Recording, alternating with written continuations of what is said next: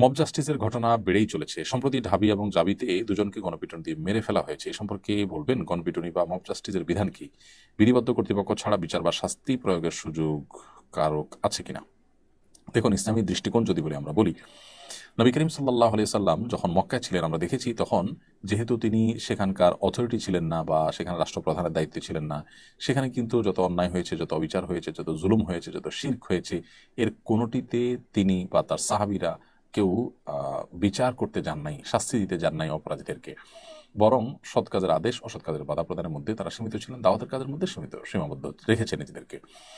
এরপর যখন তারা মদিনায় আসলেন, নবী করিম সাল্লাহ সাল্লাম যখন মদিনা রাষ্ট্রের প্রধান হলেন, সেখানকার প্রধান বিচারপতি তিনি থাকলেন, তিনি সেখানকার বিচার কার্য পরিচালনা করতেন। তার কাছে সবাই সব নালিশ, সব বিচার আচার নিয়ে আসতো, তিনি সেগুলো নিষ্পত্তি করতেন। অর্থাৎ তিনি যখন অথরিটি হয়ে গেলেন, তখন কিন্তু তিনি বিভিন্ন অপরাধের শাস্তি কার্যকর করা শুরু করলেন। শরীয়তে যে দণ্ডগুলো আছে, সেই দণ্ডগুলোর তিনি বাস্তবায়ন শুরু করলেন। এবং সেই সাথে সাহাবীদেরকেও কখনো যদি কোনো ব্যক্তি এমন কোনো উক্তি করেছে যার ফলে তার মৃত্যুদণ্ড হওয়ার মতো অন্যায় করেছে এরকম মনে হয়েছে, তখন নবী করিম সাল্লাল্লাহু আলাইহি ওয়াসাল্লামের কাছে তারা বলতেন, হে আল্লাহ রাসূল, আপনি আমাকে অনুমতি দিন, আপনি বলুন, তাহলে আমরা তার গর্দান উড়াই দিই, তাকে শাস্তি কার্যকর করি। এখান থেকে আমরা দেখতে পাচ্ছি যে সাহাবী নিজের হাতে কিন্তু আইন হাতে তুলে নেননি। অর্থাৎ অন্যায় করেছে, সাহাবী দেখেছেন চোখের সামনে, তিনি শাসন করতে পারতেন বা শাস্তি দিয়ে ফেলতে পারতেন, কিন্তু তিনি নবী সাল্লাল্লাহু আলাইহি ওয়াসাল্লামকে পারমিশন নিচ্ছেন যে ইয়া রাসূলুল্লাহ, আপনি আমাকে অনুমতি দেন, আমি এটা করি। তার মানে অথরিটির কাছ থেকে অনুমতি নিয়ে তারপর এটি করতে হবে। যে যা খুশি, যে যেখানে যাকে খুশি তাকে শাস্তি দিবে, বিচার করে ফেলবে, জাজমেন্টে চলে যাবে, এই জিনিসটা শরিয়া কখনো গ্রহণ করেনি। নবী করিম সাল্লাল্লাহু আলাইহি ওয়াসাল্লাম মদিনা থাকাকালীন সময় যে সমস্ত ঘটনা ঘটেছে, তিনি কাউকে দায়িত্ব দিয়েছেন কাউকে শাস্তি দেওয়ার জন্য, কিংবা কেউ শাস্তি দিয়ে এসেছেন, নবী সাল্লাল্লাহু আলাইহি ওয়াসাল্লাম সেটাকে অ্যালাউ করেছেন, এগুলো সবগুলো হলো নবী সাল্লাল্লাহু আলাইহি ওয়াসাল্লাম অথরিটি হিসাবে সেগুলোর অনুমোদন দেওয়া বা সেগুলোর নির্দেশ দেওয়া, এর বাইরে অন্য কিছু নয়।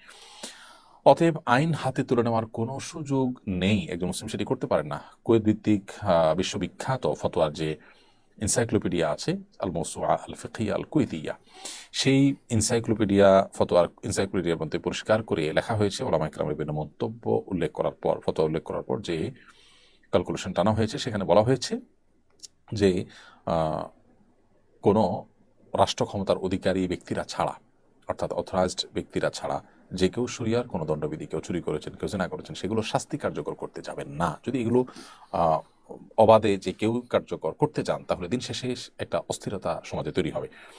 আপনার কাছে মনে হবে আমি দোষী, আমার কাছে মনে হবে আপনি দোষী, তো আপনাকে আপনি আমাকে মারলেন, দেশের সমাজে বিশৃঙ্খলা হবে। এই জন্য এটা কোনো অবস্থাতে জায়েজ নেই। মব জাস্টিসের নামে যেটি হচ্ছে সেটা একেবারেই গর্হিত কাজ। আর বিশেষ করে ঢাকা ইউনিভার্সিটিতে যে ঘটনাটা ঘটেছে, আরও অন্য জায়গায় ঘটেছে, এটা বিশেষ করে ইউনিভার্সিটিতে, জাহাঙ্গীরনগরে অথবা ঢাকা ইউনিভার্সিটিতে যে সমস্ত হয়েছে, জাবিতে বা ঢাবিতে যে হয়েছে, এগুলো এত দুঃখজনক যে দেশের সবচেয়ে মেধাবী মানুষগুলো, তরুণরা যেখানে তাদের বিচরণ, সেই জায়গাটাতে এই ধরনের অনাকাঙ্ক্ষিত ঘটনা ঘটবে, দুঃখজনক ঘটনা ঘটবে, যে একজন মানসিক ভারসাম্যহীন মানুষ দেখলেই বোঝা যাচ্ছে যাকে, যে তিনি অসুস্থ, তাকে জাস্ট পিটিয়ে পিটিয়ে মেরে ফেলা হবে। এটা আসলে আহ কোনোভাবেই গ্রহণযোগ্য হতে পারে না। সাধারণ মানুষের হৃদয়ে রেখাপাত করেছে এই অন্যায়, যার কারণে এই অন্যায়কারীদের দৃষ্টান্তমূলক শাস্তি কার্যকর করা দরকার। আমাদের দেশে দৃষ্টান্তমূলক শাস্তি না হওয়ার কারণেই কিন্তু অপরাধ কমে না, অপরাধ অনবরত বেড়েই চলে।